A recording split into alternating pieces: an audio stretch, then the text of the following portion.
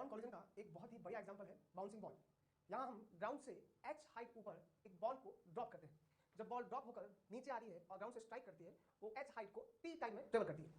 उसके बाद बाउंस होकर, मतलब कि ग्राउंड से कोलाइड करके, कोलिजन करके बाउंस होती है। बाउंस होकर t1 टाइम में वो h1 हाइट गेन करके रेस्ट पे जाती है। मतलब उसने मैक्सिमम हाइट गेन की h1, फिर वापस वो नीचे आएगी, t1 टाइम ट्रेवल करेगी, कोलाइड करेगी, ऊपर जाएगी, t2 टाइम ट्रेवल करेगी, h2 हाइट गेन करेगी, वापस नीचे आएगी। ऐसे प्रोसेस चलता रहेगा। बॉल इस टाइप से मोशन नहीं करती, बॉल एक ही स्ट्रेट लाइन पर इस टाइप से डिफरेंट हाइट गेन करते करते करते करते लास्ट में इसकी हाइट धीरे धीरे कम होती रहती है। इस पूरे प्रोसेस में हमें कुछ चीजें पूछी जाती है, कुछ फिजिकल क्वांटिटी पूछी जाती है, वो चीज फाइंड करनी है। जैसे वो पूछेगा इस कंप्लीट मोशन के अंदर एवरेज वेलोसिटी बताओ, एवरेज स्पीड बताओ, टोटल डिस्टेंस बताओ, टोटल डिस्प्लेसमेंट बताओ, टोटल टाइम बताओ। ये चीज पूछी जा सकती है काइनेमेटिक्स की। तो हम एक एक करके उनको स्टार्ट करते हैं और वो डिस्कस करेंगे। सबसे पहले हमें जो इन्फॉर्मेशन मालूम होनी चाहिए वो इन्फॉर्मेशन पहले कलेक्ट कर रहे हैं।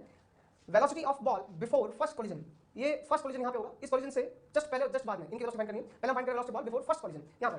तो हम अच्छे से जानते हैं ये मोशन अंडर ग्रेविटी का एग्जांपल हुआ। बॉल को h हाइट से ड्रॉप किया तो उसकी स्पीड क्या होगी जब वो ग्राउंड हिट करेगा, 2gh h के साथ में। अगर टाइम के साथ में पूछा जाए, ये थर्ड इक्वेशन आता है v = u² + 2gh। और अगर फर्स्ट इक्वेशन से निकालना चाहे तो v = u + gt, तो यहाँ v = gt आ जाएगा। तो ये before collision velocity in terms of height, before collision velocity in terms of time. और इस t का h के साथ रिलेशन t = √2h/g, ये हम अच्छे से जानते हैं। आफ्टर फर्स्ट कोलिजन जो बॉल रिबाउंस होगी, ऊपर की तरफ जाएगी, velocity ball after first collision, मान लो v1 स्पीड से ऊपर जा रही है और मैक्सिमम हाइट गेन कर रही है h1 इन टाइम t1, तो इनमें रिलेशन आ जाएगा थर्ड इक्वेशन से v1 = √2gh1 और फर्स्ट इक्वेशन से v1 = gt1। तो यहाँ बिफोर कोलिजन और आफ्टर कोलिजन की जो वेलोसिटी बॉल की, उसका h और टाइम के साथ में ये रिलेशन आ चुका है। नेक्स्ट देखिए इसके अंदर relation between velocities before collision और आफ्टर कोलिजन, वेलोसिटी में क्या रिलेशन है उसको चेक करते हैं। According to law of collision, हम अच्छे से जानते हैं लॉ ऑफ कोलिजन क्या है, v2 - v1 = e times of u1 - u2। यहाँ जो 2 1 यूज कर रहे हैं, ये 2 यूज कर रहे हैं ग्राउंड के लिए, और जो 1 यूज कर रहे हैं वो बॉल के लिए यूज कर रहे हैं। ग्राउंड का मास बॉल के कंपैरिजन में बहुत ज्यादा है। हम अच्छे से जानते हैं हेड ऑन कोलिजन में जो भी बॉडी हैवी होती है उसकी स्पीड में चेंजेस नहीं होते हैं। तो हम ग्राउंड को इनिशियल रेस्ट मान के चल रहे हैं, तो आफ्टर कोलिजन उसकी वेलोसिटी 0 ही होगी। दैट मींस v2 और u2 ये दोनों 0 0 होंगे।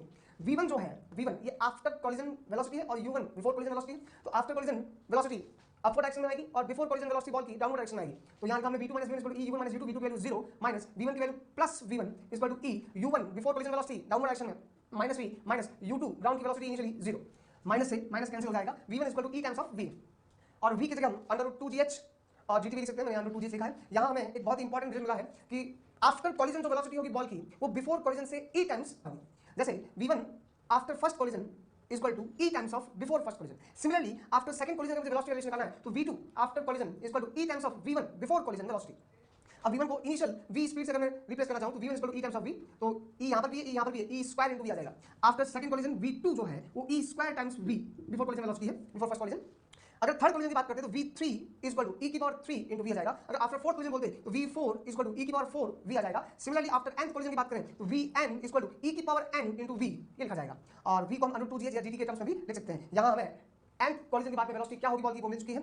nth क्या, हम किसी भी कोलिजन की बात, 11 कोलिजन की बात करें, 12 कोलिजन की बात करें, 100 कोलिजन की बात करें, किसी भी कोलिजन की बात करें तो वेलोसिटी की बॉल की उसे इस जनरल फॉर्मूले से फाइंड कर सकते हैं। e की वैल्यू हमें मालूम है 0 से 1 के बीच में आएगी। तो 0 से 1 के बीच में आएगी, तो ये वैल्यू जो है 0 से 1 की पावर n की जो वैल्यू है ये कम होगी 1 से।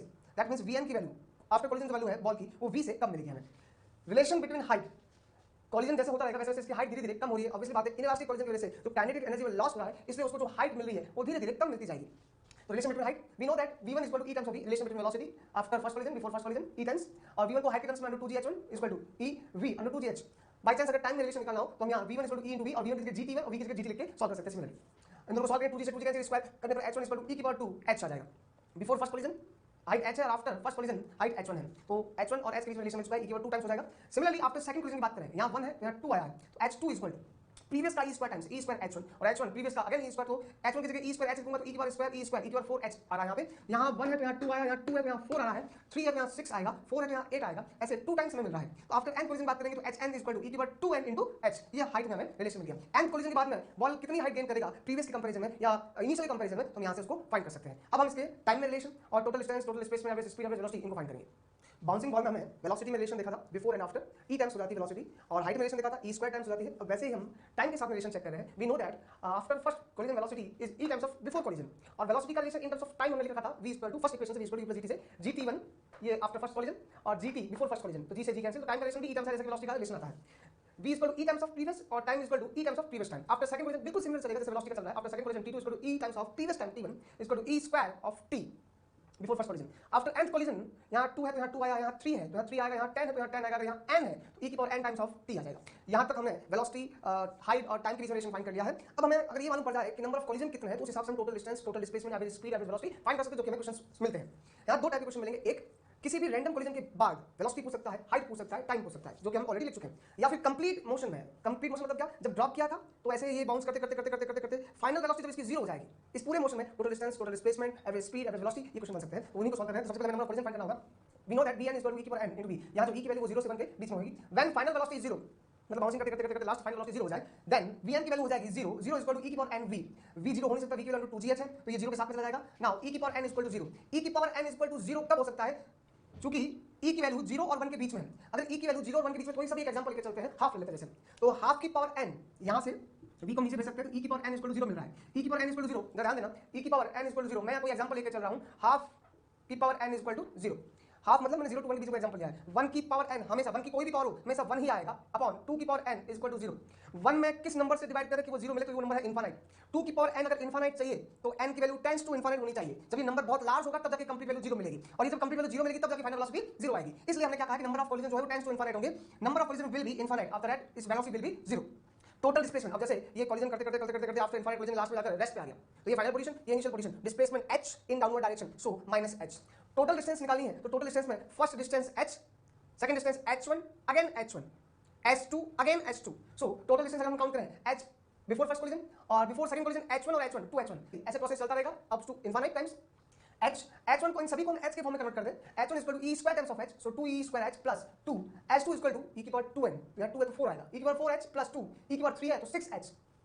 याद रखो इन सब में e आ रहा है तो मैं इन टर्म्स को पहले लिखूं, h को h लिखा plus 2e square h common ले रहा हूं, यहां बचेगा 1 प्लस e स्क्वायर, यहां से e की पावर 4 में से अगर e की पावर 2 कॉमन ले लेगा e स्क्वायर बचेगा, e की पावर 6 में से अगर e की पावर 2 कॉमन ले लेगा e की पावर 4 बचेगा, प्लस सो ऑन चलता रहेगा। ये इनफाइनाइट सीरीज बन रही है। जब यहां से देखो कॉमन रेशियो मिल रहा है, यहां पे e की power 2 divided by 1 is equal to e की पावर 2, e की पावर 4 डिवाइड बाय e की पावर 2 अगेन e की पावर 2, तो यहां में कॉमन रेशियो मिल रहा है। इनफाइनाइट सीरीज के अंदर कॉमन रेशियो जब इनफाइनाइट सीरीज मिलता है उसे जीपी बोलते हैं। इनफाइनाइट जीपी सीरीज का जो सम है वो a अपॉन 1 माइनस r लिखा जाता है। r यहां कॉमन रेशियो और इस सीरीज का कॉमन रेशियो e की पावर 2 है। नाउ इसको सॉल्व करें, h दोनों में से h कॉमन ले लिया, यहां बचेगा 1 plus 2e square h common आ चुका है, और इस इनफाइनाइट सीरीज का जो सम है, initial term first term 1 divide by 1 minus r common ratio e की पावर 2, इनका एलसीएम लेंगे तो 1 माइनस e की स्क्वायर एलसीएम आएगा, 1 minus e square plus 2e square, 2e square minus e square plus e square. तो यहां में total distance मिल चुकी है और टोटल डिस्प्लेसमेंट मिल चुका है। इस टोटल डिस्टेंस और टोटल डिस्प्लेसमेंट का वैल्यू आ चुकी है। अगर हम टोटल टाइम भी फाइंड कर लें तो एवरेज स्पीड और एवरेज वेलोसिटी फाइंड करने में कोई दिक्कत नहीं है, क्योंकि एवरेज वेलोसिटी और एवरेज स्पीड का फॉर्मूला हमारे पास ऑलरेडी है, total distance by total time और total displacement by total time. तो दोनों टोटल डिस्टेंस और टोटल डिस्प्लेसमेंट फाइंड कर चुके हैं, बस टोटल टाइम फाइंड करना है और डिवाइड करके हम एवरेज स्पीड और एवरेज वेलोसिटी फाइंड करेंगे। एवरेज स्पीड और एवरेज वेलोसिटी फाइंड करने के लिए हमने टोटल डिस्टेंस और टोटल डिस्प्लेसमेंट फाइंड कर लिया है। Now total time t equal to t, यहां कैपिटल T यहां टोटल टाइम को रिप्रेजेंट कर रहा है, और इनिशियली जब बॉल नीचे आएगी ग्राउंड से हिट करेगी h हाइट से, स्मॉल t टाइम बाउंस हुई, ऊपर गई t1 टाइम, तो before second collision 2t1 time, before third collision 2t2 time, ऐसे ये 2t3 plus 2t4 as infinite time तक चलता रहेगा। t प्लस t1 जो है उसका प्रीवियस के साथ में रिलेशन e टाइम्स है, सो 2e times of t plus 2e square times of t plus 2 e की पावर 3 टाइम्स ऑफ t, जैसे हमने e की पावर n की टर्म्स में बात की थी। अब यहां से बिल्कुल सिमिलर ऐसे डिस्टेंस हमने कॉमन लिया था t as it is plus, यहाँ पूरे से 2et कॉमन हो जाएगा तो यहाँ 1 बचेगा प्लस e स्क्वायर में से a की कॉमन आ गई e प्लस e क्यूब में से e कॉमन आया e square plus so on. ये इनफाइनाइट सीरीज बन गई है, और इनफाइनाइट सीरीज यहाँ पर कॉमन रेशियो e होने की वजह से ये जीपी बनी है, इनफाइनाइट जीपी। और इनफाइनाइट जीपी का जो सम है उसका formula a upon 1 minus r, where a is first term and r is common ratio. Now यहाँ से t कॉमन लिया, t ब्रैकेट 1 प्लस 2e, और इसका sum 1 first term divide by 1 minus common ratio e, यहाँ LCM 1 minus e, इधर आ जाएगा 1 minus e plus 2e minus e बन जाएगा, और ये हमें मिल चुका है total time in terms of small t। मान लो अगर स्मॉल t नहीं गिवन हो, हाइट गिवन है h हाइट, तो स्मॉल t का रिलेशन h के साथ में under 2h by g 1 plus e upon 1 minus e, ये टोटल टाइम मिल चुका है। अब जो दो फेमस क्वेश्चंस हैं यहाँ पे, average speed equal to, according to हमने जो काइनेमेटिक्स में पढ़ा था, average speed equal to total distance by total time. Total distance हम फाइंड कर चुके हैं h 1 plus e square upon 1 minus e square, और टोटल टाइम नहीं फाइंड करना, under 2h by g 1 plus e upon 1 minus e solve किया, ये answer. Average velocity case में total displacement by total time, total displacement minus h minus sign या direction को show कर रहा है। अगर एवरेज वेलोसिटी का मॉड पूछ लिया जाए, मैग्नीट्यूड पूछा जाए, तो यहां माइनस साइन को हटा देंगे। So total displacement minus h, total time ये ना सॉल्व किया और ये आंसर। तो ये बाउंसिंग बॉल के कुछ क्वेश्चन है जिसके अंदर दो टाइप से पैटर्न है, एक बार मैं फिर से रिपीट कर रहा हूं। बाउंसिंग बॉल पे दो टाइप के क्वेश्चन बनते हैं। फर्स्ट ये फॉर्मूला डायरेक्ट पूछ लेते हैं, इनको फॉर्मूला नहीं बोलेंगे, है तो क्वेश्चन, इनको सॉल्व करने का पैटर्न है। कई बार एवरेज स्पीड और एवरेज वेलोसिटी डायरेक्ट ही पूछ लेते हैं, और दूसरे टाइप के क्वेश्चन इसके अंदर आफ्टर सम कोलिजन, जैसे कि फोर्थ कोलिजन, सिक्स्थ कोलिजन, किसी भी कोलिजन के बाद में हाइट, वेलोसिटी, टाइम ये पूछा जा सकता है। बाउंसिंग बॉल वाले टॉपिक पे जो क्वेश्चन बनते हैं उसे हम एक एक करके डिस्कस कर लेते हैं। जैसे first question, ball strikes to ground with speed 200 metre पर second in downward. If restitution of coefficient means e equal to 1/3, then find speed of ball after fourth collision approximately. जैसे कि हमने इसमें एक कांसेप्ट पढ़ा था कि after collision velocity of ball will be e times of previous speed, और अगर हम इनिशियल स्पीड से कंपैरिजन करें तो हमने रिलेशन पढ़ा था, velocity of ball after nth collision is equal to e to the power n into v। v initial speed जब वो फर्स्ट टाइम नीचे गिरा था, तो यहां फोर्थ कोलिजन चाहिए तो v 4 after fourth collision velocity e to the power 4 into v 200। इसको सॉल्व लेते हैं। ई की वैल्यू हमारे पास ऑलरेडी गिवन है 1/3 की power 4 into 200 divide by 3 to the power 4 9 into 9 81। इसने अप्रोक्सीमेट पूछा है तो इस स्पीड को हम कुछ अप्रोक्सीमेट इस टाइप से कर रहे हैं, इस 81 को नील इक्वल टू 80 लिख देते हैं।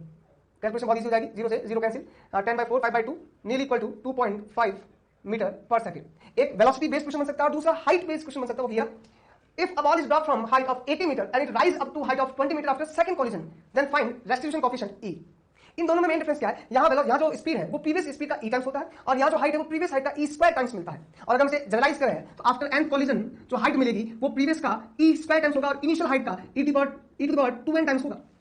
अब इनिशियल हाइट जहां से हमने ड्रॉप किया है वो है 80 मीटर और आफ्टर सेकंड कोलिजन आपको हाइट दे रखी है 20 मीटर। यहाँ रखते चले, जब हम सेकंड की बात करेंगे h2 equal to e to the power 2 into 2 4 into h। यहाँ में h2 मालूम है, h मालूम है, e की पावर e नहीं मालूम, ई यहाँ फाइंड करना है। आफ्टर सेकंड कोलिजन जो हाइट मिली है वो 20 मीटर मिली है, ई फाइंड करना है और इनिशियल जो हाइट थी वो 80 मीटर जहां से ड्रॉप कर रहे थे। तो ई की पावर 4 इज इक्वल टू मिल जाएगा 20/80 मींस 1/4। रूट लेगा इसका तो मेरा ई की power 2 is equal to 1/2। Again अगर रूट लें तो ई की वैल्यू आ जाएगी 1/√2 0.707। तो बाउंसी फॉर्म में जो क्वेश्चन हमें मिलते हैं या तो वेलोसिटी बेसिस मिलता है या हाइट बेसिस मिलता है। Second type of collision oblique collision और टू डायमेंशनल कोलिजन। जब हमने टाइप्स ऑफ कोलिजन पढ़ रहे थे तो इसको डायरेक्शन के बेसिस पे दो टाइप में डिवाइड किए थे, एक हेड ऑन कोलिजन, दूसरा ऑब्लिक कोलिजन। ऑब्लिक कोलिजन में जो कोलिजन होगा वो एक ही लाइन पे नहीं होगा, मतलब बिफोर कोलिजन और after collision velocity same line पे नहीं होगी, हाँ एक ही प्लेन में जरूर होगी। और उसी का एग्जांपल हमने यहाँ बना रखा है। ये दो मास है m1 m2, इनकी इनिशियल वेलोसिटी u1 वेक्टर और u2 वेक्टर है। आफ्टर कोलिजन एक थीटा एंगल से v1 वेलोसिटी के साथ मूव कर रही है, दूसरा फाई एंगल से v2 वेलोसिटी के साथ में मूव कर रहा है। तो बिफोर कोलिजन और आफ्टर कोलिजन जो वेलोसिटी वो इस एक ही लाइन पे नहीं है, इसलिए इस टाइप कोलिजन को हम ऑब्लिक कोलिजन कहते हैं। टू डायमेंशनल कोलिजन इसलिए क्योंकि ये एक ही प्लेन में हो रहा है।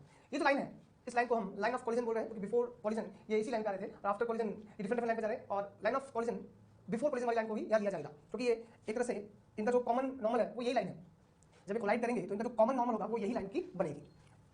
और किसी भी कोलिजन में हमेशा लीनियर मोमेंटम कंजर्व रहता है। इस बात को हम पहले भी लिख चुके हैं कि कोलिजन का शॉर्ट टाइम पीरियड पे जो इंपल्सिव फोर्स लगता है वो बहुत स्ट्रांग होता है एक्सटर्नल फोर्स के कंपैरिजन में जो सिस्टम पे लग रहा है, इसलिए लीनियर मोमेंटम को हमेशा कंजर्व लेके चलेंगे। So by conservation of linear momentum vector quantity है तो हम वेक्टर के साथ लिखेंगे क्योंकि यहाँ पर डायरेक्शन सबकी सेम नहीं है। So m1 u1 vector plus m2 u2 vector before collision is equal to m1 v1 vector plus m2 v2 vector after collision.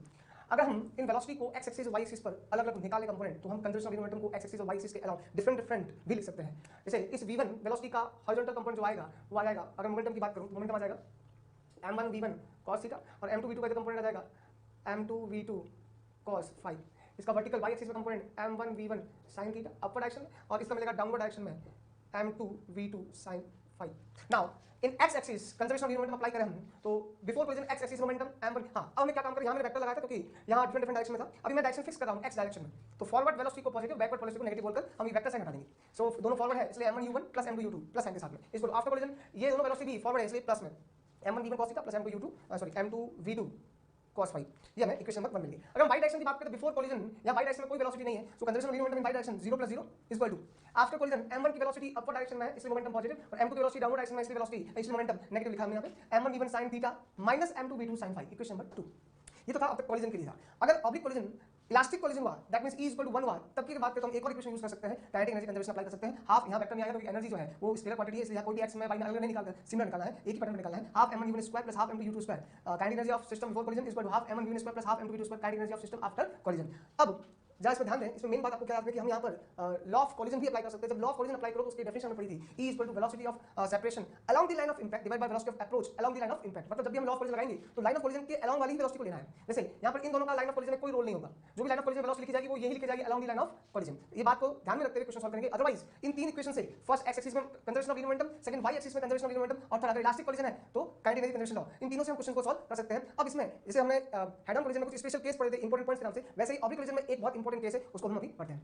Oblique collision का जो स्पेशल केस है जहां से क्वेश्चन मेनली पूछा जाता है वो है in oblique elastic collision. Elastic मतलब E = 1 एनर्जी काइनेटिक कंजर्व रहेगी इफ m1 = m2 = m, दोनों बॉडी टारगेट और प्रोजेक्टाइल का मास सेम है and target is at rest initially u2 = 0 then मतलब एक बॉडी आ रही है m मास की, दूसरी रेस्ट पे है m मास की और ये इसे कोलाइड कर रही है। अगर आपको इसका डायग्राम दे दिया जाए, मान लो एक m मास की बॉडी है, ये u स्पीड से आ रही है u1 स्पीड से और ये दूसरी m मास की बॉडी है, इसकी वेलोसिटी 0 है, तो क्या होगा? इसका आंसर हम नहीं दे सकते अगर हमें मालूम नहीं है कि ये ऑब्लिक कोलिजन है या फिर हेड ऑन कोलिजन है, क्योंकि अगर ऑब्लिक कोलिजन हुआ तो इसका आंसर अलग होगा और हेड ऑन कोलिजन होगा तो इसका आंसर अलग होगा। सिमिलरली यहां पर देखिए हम मान के चल रहे हैं कि ऑब्लिक कोलिजन है, ऑब्लिक इलास्टिक कोलिजन, उस केस में कंजर्वेशन ऑफ लीनियर मोमेंटम किसी भी कोलिजन अप्लाई कर सकते हैं। So m u1 vector plus m u2 vector m v1 vector plus m v2 vector, so mass से मास सारे कैंसिल हो जाएंगे, u2 की वैल्यू 0 गिवन है तो सॉल्व करेंगे तो v1 vector plus v2 vector u1 vector equation number 1। इसको एज रिजल्ट हम याद रखेंगे, बस चेक कर लेंगे रिजल्ट आ क्या कैसे रहा है। एंड काइनेटिक एनर्जी कंजर्वेशन है half m u1 square plus half m u2 square half m v1 square plus half m v2 square. Before collision kinetic energy और after collision kinetic energy u2 की value 0 तो ये 0 हट जाएगा और half m सब जगह से कैंसिल, यहां बचेगा v1 square plus v2 square u1 square equation number 2। अब थोड़ा सा वेक्टर का कंसेप्ट हम देखा, डायरेक्ट आंसर करेंगे उस बेसिस पर। u1 वेक्टर v1 और v2 के सम से मिल रहा है, तो मैं ऐसा कह सकता हूं कि जो u1 वेक्टर है वो v1 v2 का रिजल्टेंट की तरह बिहेव कर रहा है, और u1 का जो मैग्नीट्यूड है उसका स्क्वायर इन दोनों के मैग्नीट्यूड के स्क्वायर के सम के बराबर ये तभी हो सकता है जब v1 v2 के बीच में एंगल 90 डिग्री हो। ये हम जानते हैं, अगर a वेक्टर और b वेक्टर इसका रिजल्टेंट वेक्टर बताना हो तो रिजल्टेंट वेक्टर का magnitude √a square + b square + 2ab cos theta होता है, और अगर इन दोनों के बीच में एंगल 90 डिग्री है तो रिजल्टेंट वेक्टर का magnitude √a square + b square होता है, जो कि हमें यहां मिल रहा है। सिमिलरली इसका मतलब v1 v2 जो है वो एक दूसरे के परपेंडिकुलर होंगे, और वो रिजल्ट हमने यहां लिखा है from equation 1 and 2 v1 vector + v2 v1 is perpendicular to v2 vector. कहने का मतलब आफ्टर कोलिजन जो होगा वो बॉडी कुछ इस टाइप से जाएगी, 90 डिग्री एंगल पे जाएगी, एक अगर जा रही दूसरी 90 डिग्री पर जाएगी। लेट अज्यूम इसका एंगल थीटा है, उसका एंगल 90 - थीटा हो जाएगा। ये तब है जब ऑब्लिक कोलिजन हो। अगर यही केसेस हेड ऑन कोलिजन के लिए होता, in head-on elastic collision, if masses of both particles are same and target is at rest initially, मतलब u2 = 0, then ये मैंने आपको समझा था, जो चल रहा है वो रुक जाएगा, जो रुका हुआ है वो सेम स्पीड से चलने लगेगा। ये था हेड-ऑन कोलिजन में, और ये था ऑब्लिक कोलिजन। ऑब्लिक कोलिजन में दोनों बॉडी 90 डिग्री पे जाएगी, अगर एक थीटा पे जाएगी दूसरी 90 - थीटा पे जाएगी। अगर ये सेंटर से कोलाइड करते हैं तो इक्वल एंगल से जाएंगे, अगर सेंटर से कोलाइड नहीं करते हैं डिफरेंट एंगल जाएंगे, लेकिन दोनों एंगल का सम 90 डिग्री ही होगा इस केसेस के लिए।